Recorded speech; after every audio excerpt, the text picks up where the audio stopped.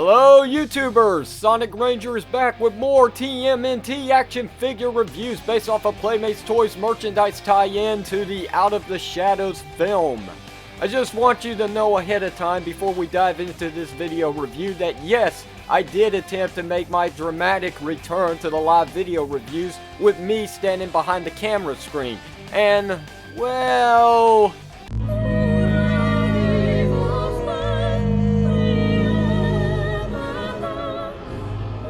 it's not my thing anymore. I just can't seem to find that spark any longer when it comes to giving my 110%, so descriptive reviews will proceed as planned for the foreseeable future.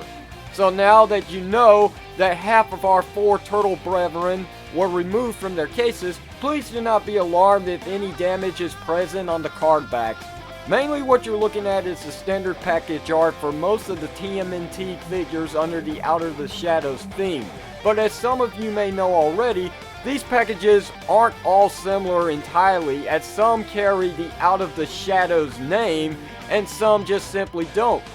Take a good look at these 2 packages real closely and you'll get the gist that something smells rotten in the state of Denmark, with the not Out of the Shadows branded sets showcasing the same figures on the backside with some tweaks to the overall deco to some of the figures.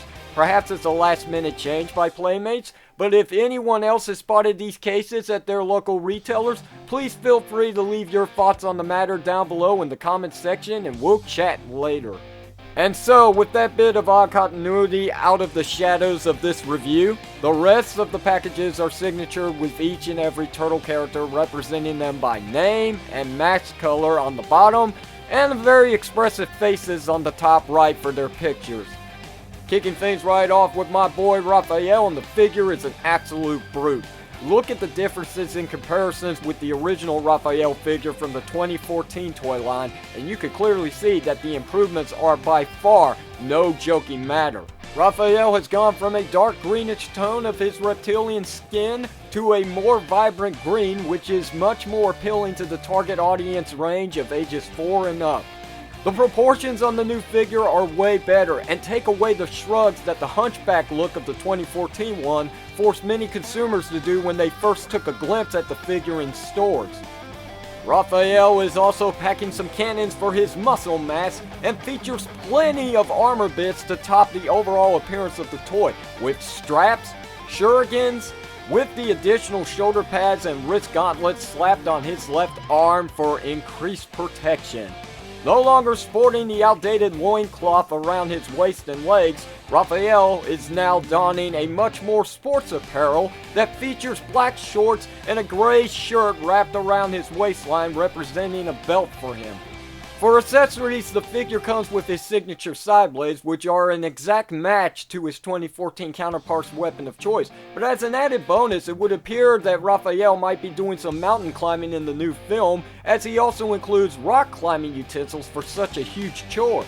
If there is one thing that really makes the new figure step leaps and bounds afar when compared to his original counterpart, it's the fact that Playmates Toys has learned from their previous mistake of not including weapon storage to the figures as seen here on the back of Raphael. All of his included accessories have a fine place to be stored away when not in use against the Foot Clan, and better yet, weapons can be clipped into either one of the 4 clips upon his back straps and legs.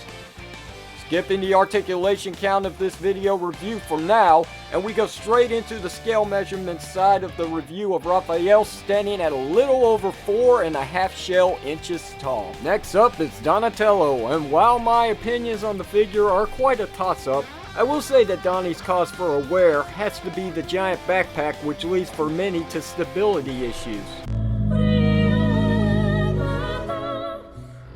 Averting your attention to the figure's details of the sculpt, and here you can see that the overall design for the guy spares to no expense to make him look even more geekier than before, complete with pants, combat boots, the blatant proton pack ripoff on the back of his shell, what looks to be GoPro cameras mounted on both shoulder straps, a couple of remotes down below that, an obvious video game controller mounted on the top of his wrist guard. a comm link for communication purposes if need be, and finally, a new set of headgear sculpted on the figure that also now sports Donnie's signature eyeglasses, missing from the 2014 action figure. For included accessories, Donnie features a spy drone with a sculpted-on camcorder on the bottom, headsets for listening to some rocking soundtracks from the first film while pounding in the heads of the Foot Clan, and lastly, his bow staff, which this time features asymmetrical ends and clearly benefits this figure a lot more than the 2014's, which this time Donnie can actually grip and hold the staff with ease. One negative that I do have against this figure at hand, and it's no excuse from Playmates Toys at that, but unlike Raphael and his slew of clips on the back for weapon storage, Donnie has a single place to house his headset when not in use, but nowhere can be found on the figure for a clip to his signature bow staff. The same was pretty much said with the 2014 figure, but at least people could cut corners by simply sliding the weapon through the separate hose on the backpack. Unfortunately, the new Donnie figure cannot do that. At the finish line of Donnie's part of the review, and here he is side by side with the measurement counter, and he stands at a direct 5 inches on the marker. On screen now is Michelangelo, the jokemeister of our half-shelled heroes, and this figure is all but that. He's not a joke, but more of a relief to many, as this figure, when compared to his 2014 version, steps up the leaps and bounds phrase by a mile wide. Notice closely how similar the figure's skin color looks the same at first glance with the original, but don't let your eyes fool you. Adjust to the lighting on the screen and you'll see that the greens are a bit different, with Mikey 1 being a much more shadier lime flavor, while Mikey 2 has in favor a more faded lime taste. The sculpting on the figure side by side with the original is pretty unique, and in honesty is a true touch-up nonetheless. And even the hunchback appearance is a little more natural addressing with the new figure. Mikey's outfit of choice for crime fighting in this film consists of tennis shoes and socks, knee pads, orange and black shorts, a black sweatshirt tied around his hips like a belt, a pair of shades which his 2014 counterpart lacked thereof, some taped up areas on both arms, a chain necklace to show off some bling at the shredder, and finally, a backpack. Not as detailed as Donnie's by any means, and nowhere as back heavy for the figure. Included accessories for Mikey can be considered as meh to some, but to me, it's all favorable for the character. Here he finally comes with both of his nunchucks, which is a great addition that the 2014 did not receive entirely. They are pre-posed in a whipping in the wind stance, which I can simply say was the best choice for them. And then we come to the go-getter of the toy overall, and that is his signature skateboard.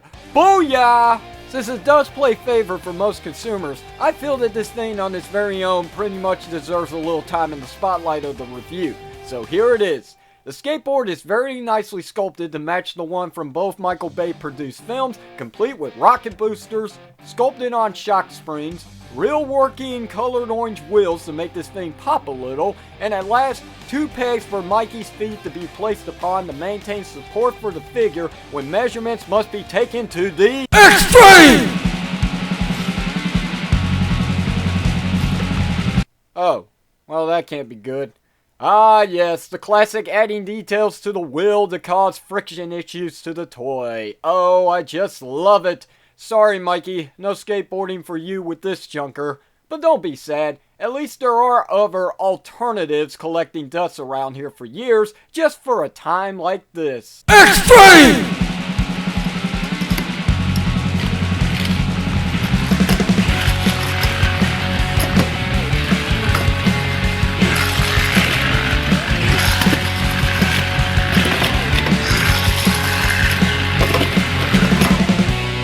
Special clips can be found on the back of Mikey's backpack to be used for storage purposes, but only for his nunchucks, as his skateboard won't fit.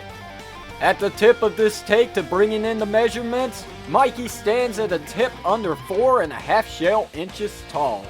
And at last we come to the leader of the turtle power, Leonardo, which surprise surprise, were you expecting anything less? Actually, now that I'm taking an enclosed look at the figure, I can truly see the ninja-esque design to his overall concept, and boy oh boy is it really a step forward from the first. Leo ain't hiding any personality aside like his brothers are. Nope, he's all Ninja Turtle here, wearing black shoes which reveal his two-toed feet, bandages completing the lower portion of his legs up to the knees, and Leo has the smallest knee guards I've ever seen. Black shorts with sculpted in pocket pouches on the back of them, a metal plate strapped to the left leg of the figure, a blue belt wrapped around his waistline, bandages to cover up the forearms with one side being black while the other is white. The upper portion of Leo's chest is supplied with a belt that goes around the shell for the most part, but the strangest thing is the strap on the right seems to cut into the shell rather than around it. Ugh.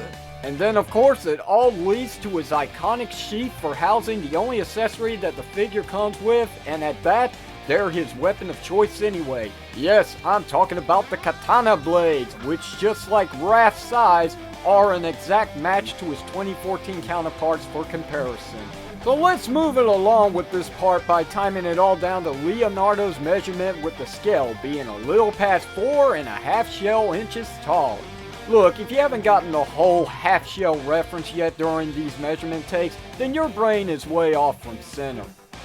Alright everyone, it's articulation time on this review, and the only reason I held off on it for last is, well, not much has changed from the original take on this series of action figures from the film.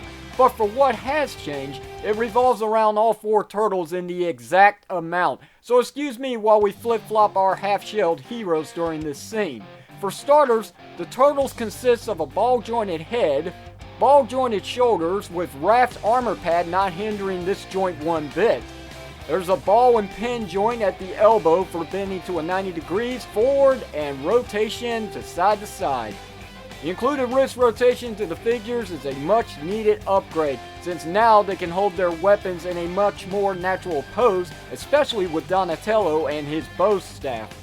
No waist rotation is present with this moving line yet again.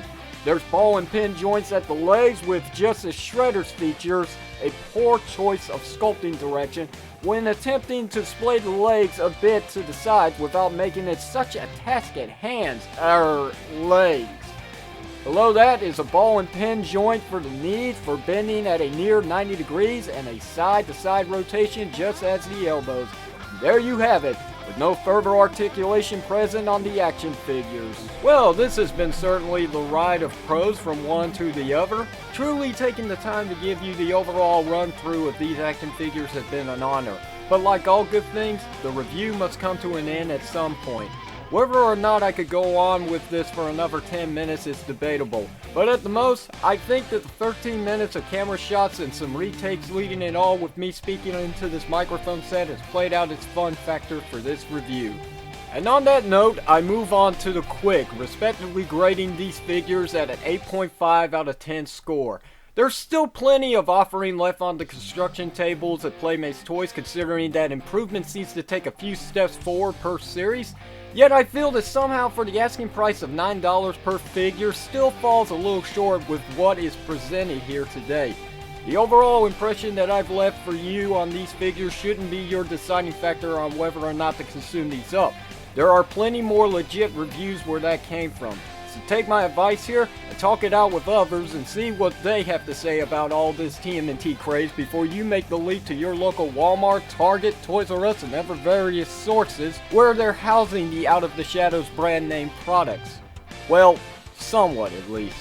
In closing, this is the one and only Sonic Ranger asking you to like this video, share it with others, and don't forget to subscribe to the reviewing station if you haven't already for more video reviews just like the one you're reviewing today. Stick around, my friends, as we have just scraped the surface of the Out of the Shadow toy reviews. Still plenty more where that came from, so thanks very much for watching. I'm signing out now, and I will see you whenever you see me.